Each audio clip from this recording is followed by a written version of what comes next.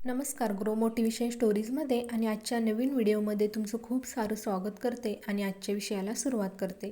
आजचा विषय आहे आपला नातेसंबंध तज्ज्ञाच्या मते वासना आणि प्रेमातील फरक कसा ओळखायचा. वासना आणि प्रेमातील मुख्य फरक असा आहे की वासना ही पूर्णपणे लैंगिक आकर्षण आहे, तर प्रेम हे उत्कट आणि करुणामय दोन्ही असते. वासनेची लक्षणं म्हणजे तुमचा बहुतेक वेळ जोडीदारासोबत शारीरिक जवळीक साधणे, बेडरूमबाहेरील त्याच्या आयुष्यात फारसा रस नसणे आणि वेगवेगळी मूल्ये असणे. प्रेमाच्या लक्षणामध्ये भावनिकदृष्ट्या सुरक्षित असणे, त्यांचे मित्र आणि कुटुंबियांना भेटण्याची उत्सुकता असणे आणि नात्यात सुरक्षित वाटणे याचा समावेश आहे. जर तुमच्या पोटात फुलपाखरे असतील, त्यांना पाहून तुम्हाला चक्कर येत असेल आणि तुम्ही तुमच्या एकत्र आयुष्याबद्दल स्वप्न पाहत असाल, तर तुम्ही प्रेमात असाल. की ती वासना आहे. नात्याच्या सुरुवातीला दोघांमधील फरक ओळखणे कठीण होऊ शकते. वासना आणि प्रेम ह्यातील फरक समजून घेणे फार महत्त्वाचे आहे. वासना आणि प्रेम हे बहुतेकदा दोन वेगळ्या भावना म्हणून समजले जातात.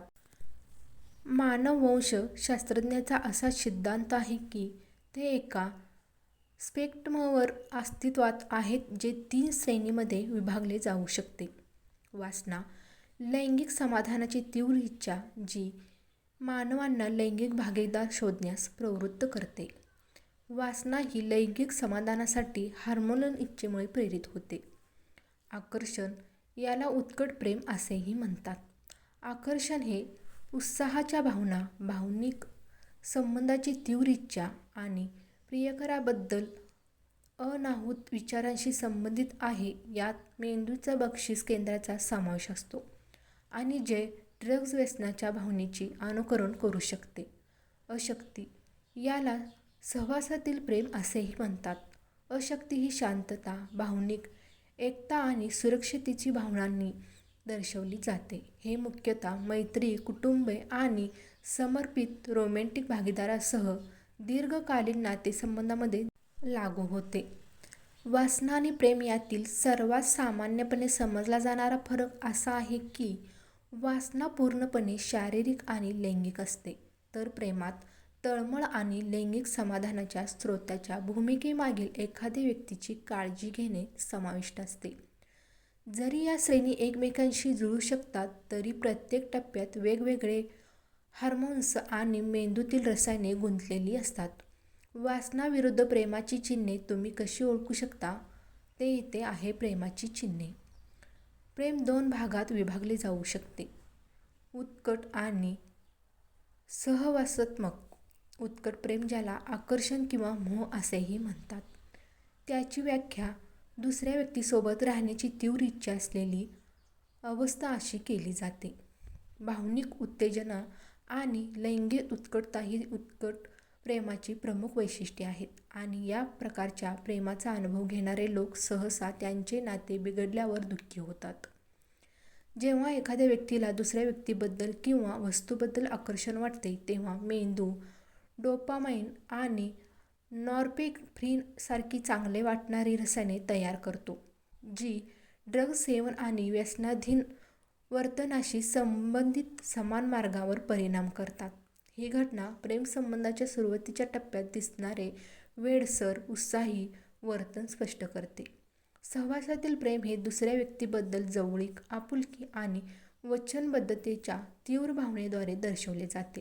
ते विकसित होण्याच्या अनेकदा मंद असते आणि जवळच्या मैत्री आणि दीर्घकालीन रोमॅन्टिक भागीदारामध्ये दिसून येते. सहवासातील प्रेम मेंदूतील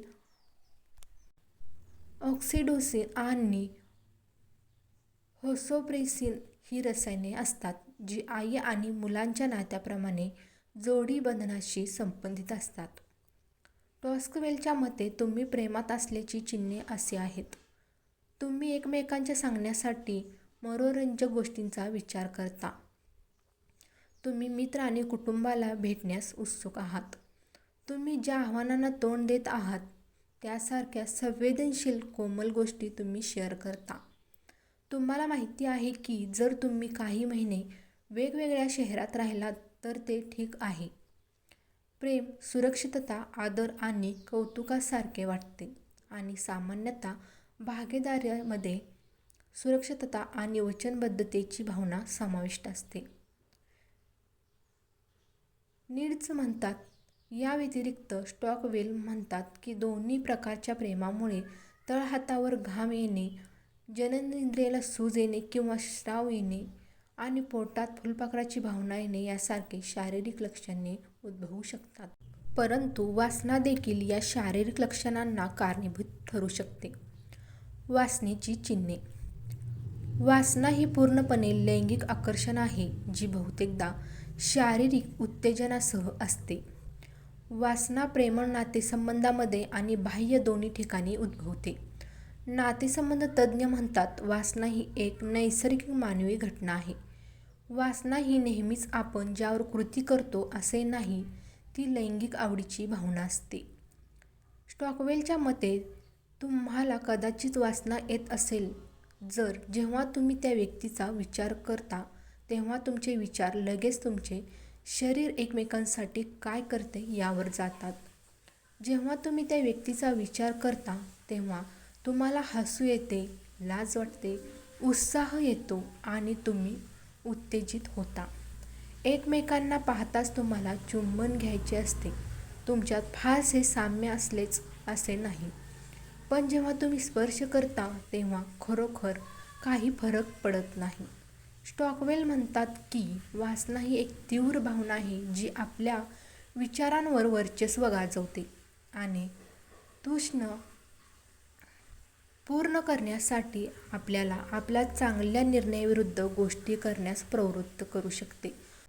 वासनेच्या भावना मेंदूच्या हायपोथॅलेमसद्वारे नियंत्रित केल्या जातात, जे टेस्टोस्टेरॉन आणि इस्ट्रोजन या लैंगिक संप्रेरकांचे उत्पादन उत्तेजित करते. वासना प्रेमात बदलू शकते का? नातेसंबंध तज्ज्ञ सहमत आहेत की वासना प्रेमात बदलू शकते, परंतु चेतावणी देतात की वासना जाणवणे हे शेवटी प्रेमळ नातेसंबंधाची हमी देत नाही. कधीकधी वासना प्रेमात परिणत होऊ शकते आणि बहुतेकदा प्रेमळ नात्यात ती अनुभवली जाते. तथापि, वासनेची उपस्थिती दीर्घकालीन जोडीदाराच्या सुसंगततेबद्दल काहीही बोलत नाही. नीड्स म्हणतात. नीड्सच्या मते, वासनेच्या आंधळ्या स्वरूपामुळे भागीदारांना बेईमानी किंवा स्वार्थासारखे संभाव्य लाल झेंडे चुकवू शकतात आणि गंभीर नात्यासाठी लैंगिक जोडीदार योग्य आहे की नाही हे ठरवण्यात अडचण येते. हार्मोनचलित वासना आणि खरे प्रेम यातील फरक ओळखायचे तुमच्या नात्यात फक्त सेक्सपेक्षा जास्त काही आहे का हे ठरवण्यास मदत होऊ शकते. स्टॉकवेलच्या मते, तुमचे नाते वासनेपुरते मर्यादित असू शकते जर तुम्हीही तुमचा बहुतेक वेळ एकमेकांशी शारीरिक जवळीक साधण्यात घालवता आणि जेव्हा तुम्ही दुसरे काही करता तेव्हा ते आकर्षण नसते. जेव्हा एखादे जोडपे पहिल्यांदा प्रेमात पडते आणि त्यांच्या एकत्र आयुष्याची कल्पना करते तेव्हा नवीन प्रेम मादक आणि रोमॅन्टिक वाटू शकते. तथापि, दीर्घकालीन प्रेम जे व्यसनाधीन वाटत राहते ते प्रत्यक्षात खूपच चिंताजनक असते.